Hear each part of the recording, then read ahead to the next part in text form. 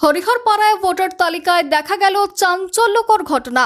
জীবিত থাকার সত্ত্বেও ভোটার তালিকা থেকে মৃত বলে বাদ দেওয়া হলো এক ব্যক্তির নাম।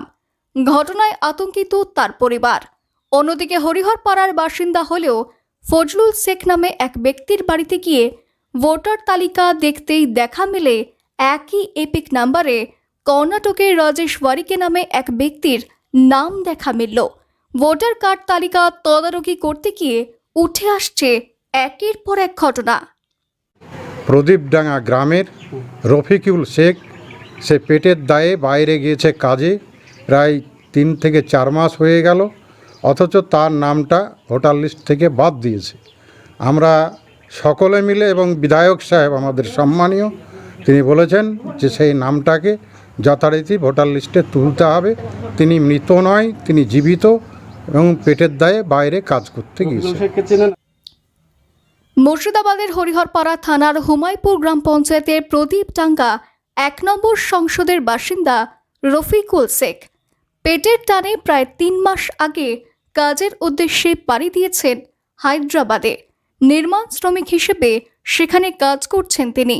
কিন্তু সম্প্রতি ভোটার তালিকায় নজর পড়তেই পরিবারের চোখ কপালে ওঠে। দেখা যায় জীবিত থাকার সত্ত্বেও ভোটার তালিকা থেকে মৃত বলে তার নাম কেটে দেওয়া হয়েছে। রফিকুল শেখের পরিবারের সদস্যরা জানান, আমাদের কিছুই জানানো হয়নি। হঠাৎ দেখি ভোটার তালিকায় রফিকুলের নামই নেই, তাকে মৃত দেখানো হয়েছে। এটা কিভাবে সম্ভব? আমাদের ভিডিও কলে আছে, উনি জীবিত থাকা সত্ত্বেও তাকে ডিলিট করে দেওয়া হয়েছে মৃত ঘোষণা করে। তাই আমরা ভিডিও ম্যাডামকে আবেদন করব যে ওর নামটা পুনরায় যেন ফিরিয়ে। এই ঘটনায় চরম আতঙ্কে রয়েছেন রফিকুল শেখের পরিবার। বিষয়টি জানাজানি হতেই তদন্তে নামেন হরিহরপাড়া বিধানসভার বিধায়ক নিয়ামত শেখ। রফিকুল শেখের বাড়িতে গিয়ে পরিবারের সঙ্গে কথা বলেন ও তদন্ত করেন। পরে তিনি জানান, ভোটার তালিকায় কিভাবে এমন ভুল হলো তা খতিয়ে দেখা হবে। পাশাপাশি পুনরায় ভোটার তালিকায় রফিকুল শেখের নাম অন্তর্ভুক্ত করার জন্য ঊর্ধ্বতন কর্তৃপক্ষকে জানানো হবে। বিধায়ক নিয়ামত শেখ বলেন, এটা খুবই দুঃখজনক ঘটনা। একজন জীবিত ব্যক্তি কিভাবে ভোটার তালিকা থেকে মৃত হিসেবে বাদ যায়। আমরা বিষয়টি গুরুত্ব সহকারে দেখছি এবং তার নাম পুনরায় যুক্ত করার ব্যবস্থা নেওয়া হবে।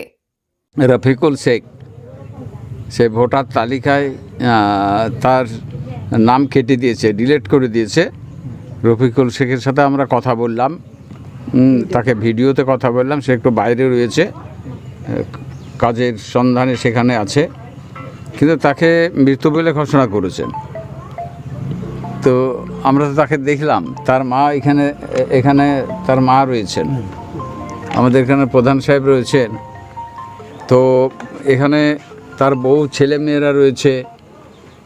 সে জায়গায় একে মৃত্যু ঘোষণা করে দিয়েছে, দিয়ে এ কোন হিসাবে করেছে জানি না। অন্যদিকে বাড়ি বাড়ি ভোটার তালিকা দেখতে গিয়ে চক্ষু চড়ক গাছ। হরিহরপাড়ার দলতনপুরে ফজলুল শেখ নামে এক ব্যক্তির বাড়িতে গিয়ে ভোটার তালিকা দেখতেই দেখা মেলে একই এপিক নাম্বারে কর্ণাটকের রাজেশ ওয়ারিকে নামে এক ব্যক্তির নাম দেখা যাচ্ছে অনলাইনে। এই ঘটনায় ফজলুল শেখের পরিবার আতঙ্কিত হয়ে রয়েছে। তার বাড়িতে গিয়ে বিধায়ক সহ হরিহরপাড়ার ব্লক তৃণমূল নেতৃত্বরা আশ্বস্ত করেন, পশ্চিমবঙ্গের বাসিন্দা হয়ে একই ভোটারের নাম 2 জায়গাতে আছে। হরিহরপাড়া বাসিন্দা হলেও কর্ণাটকে পরিযায়ী শ্রমিকের কাজে কর্মরত তিনি, তাই কর্ণাটকেও তার ভোটার কার্ডে নাম আছে বলে জানা গিয়েছে। আর 2 জায়গাতেই নাম প্রকাশ্যে আসতেই কার্যত হইচই পড়ে গিয়েছে হরিহরপাড়াতে।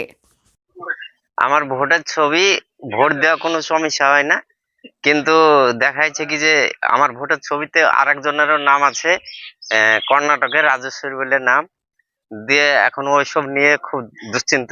এমএলএ সাহেবরা ওই জন্য এসেছে। দেখলেন? হ্যাঁ দেখলাম। একই এপিক নাম্বার কর্ণাটক শো করছে। হ্যাঁ, একই এপিক নাম্বার কর্ণাটক শো করছে। মুর্শিদাবাদ থেকে কৌশিক অধিকারীর রিপোর্ট, লোকাল 18 বাংলা।